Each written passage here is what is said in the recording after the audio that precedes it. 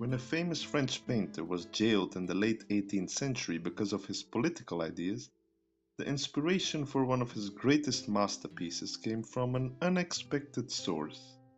As you'll soon discover, it's not an accident that Jacques-Louis David highlighted the brave woman dressed in white in this painting. But to fully understand why, we need to take a closer look at both the historical context of the painting as well as the turbulent times that David lived in. This huge work of art is titled The Intervention of the Sabine Women, and it was completed in 1799. What's fascinating is that it took the painter about 4 years to complete it. But then again, it has a width of well over 5 meters, or about 206 inches.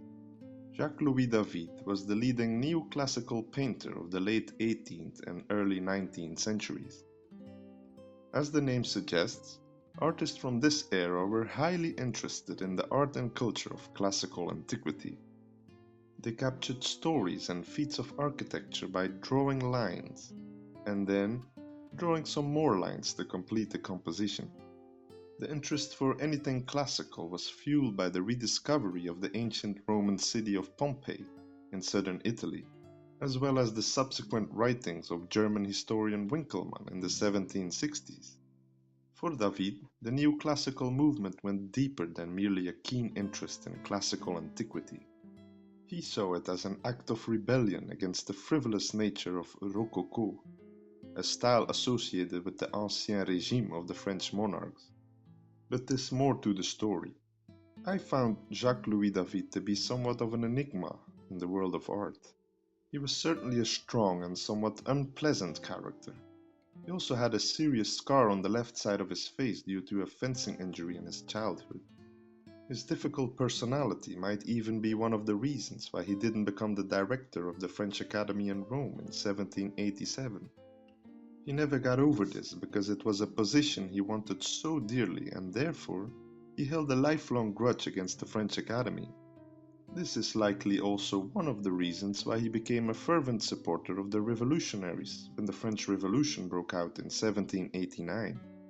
When he became one of the people who signed in favor of the execution of King Louis XVI, it ended up in a divorce with his wife Marguerite Charlotte, who was a royalist.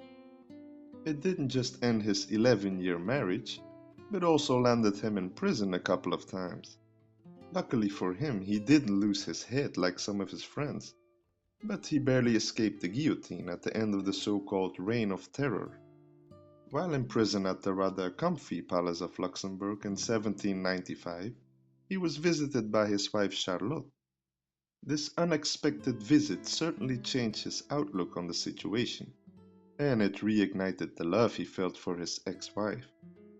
This sentiment sparked the idea for the intervention of the Sabine women, and it explains many of the painting's hidden messages. The chaotic scene depicts an episode that presumably happened around the founding of Rome in the 8th century BC. According to this mythological story, the founders of Rome, Romulus and Remus, initiated the grand-scale abduction of women from the nearby Sabine tribe. Romulus came up with this bizarre idea because Rome predominantly consisted of male inhabitants. Shortly after they executed their plan, male Romans found themselves with a large number of new wives, and the population growth was secured. Romulus took Hersilia as his wife, the daughter of the leader of the Sabines, Titus Statius. As you surely expected, this event didn't go over too well with the Sabines, who soon planned a bloody revenge.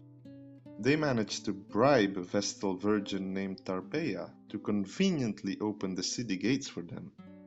Instead of receiving the promised gold and jewelry, the Sabines threw Tarpeia off a large rock at Capitoline Hill.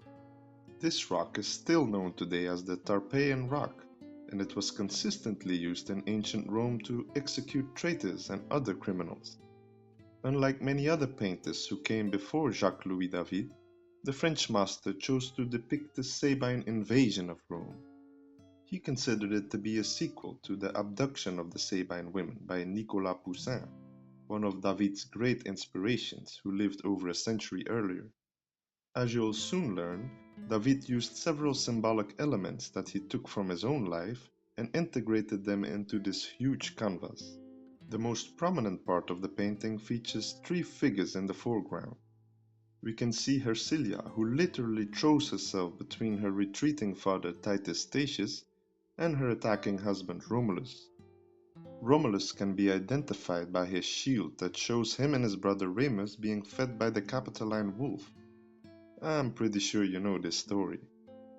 Hercilia's children lie at her feet, and Romulus seems to hesitate to make an end to their grandfather's life with his spear.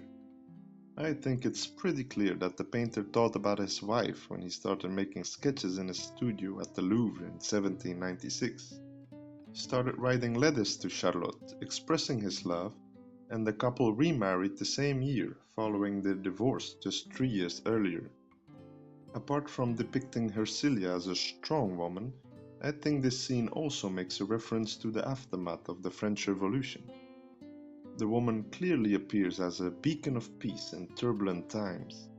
At the time, France was at war with just about everybody else in Europe, so I believe that David tried to make a statement about the situation. Behind the three main figures, you can see the Roman and Sabine armies clash as other women try to save themselves and their babies.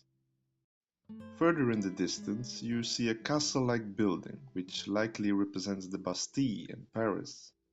This fortress, which was the French king's stronghold, was attacked on July 14, 1789, an event that marked the start of the French Revolution. This day, also known as Le 14 Juillet or Bastille Day, is still the national day of France today. The other landmark in the distance resembles the Tarpeian Rock in Rome, the cliff that played an important role in the conflict between the Romans and the Sabines. Despite the political undertone, I believe that Jacques-Louis David mainly wanted to make a statement to his wife when he started this painting. It clearly worked because they reconciliated and continued to raise their 4 children together. In my opinion, the political message of peace was of inferior importance to David at the time, even though he surely alluded to it. His subsequent actions tell the story of a man who never lost his strong will, and who soon discovered another cause he could align with. He met General Napoleon Bonaparte in 1797, and managed to make a quick drawing of the future emperor's face. What's fascinating is that Napoleon admired the intervention of the Sabine women so much that it was one of the main reasons why David became the emperor's court painter in 1804. This resulted in multiple commissions, including the coronation of Napoleon, a peculiar event that David attended at the Notre Dame Cathedral in Paris. So what happened to David's masterpiece, The Intervention of the Sabine Women? Most similar historical paintings were commissions from rich patrons. This work, however, was completely conceived and executed by the artist. He organized exhibitions and charged people to see it. These events happened at the Louvre between 1799 and 1804. It was eventually King Louis XVIII, the restored French monarch following Napoleon's final fall, who purchased the painting in 1819. Together with another of David's paintings, the French king paid a whopping 100,000 francs for both paintings. Today, it hangs right across David's other masterpiece, titled The Oath of the Horatii, in room 702 of the Pavillon des Noms at the Louvre. This incredible room is full of monumental masterpieces and would make a pretty interesting museum by itself. To conclude, I think Jacques-Louis David himself considered this painting to be one of his most important achievements of his career. It was inspired by a random visit of his former wife and resulted in the couple's second marriage, which lasted until David's passing in 1825. This amazing work of art definitely explains why he is considered to be the preeminent painter of his time in France and beyond.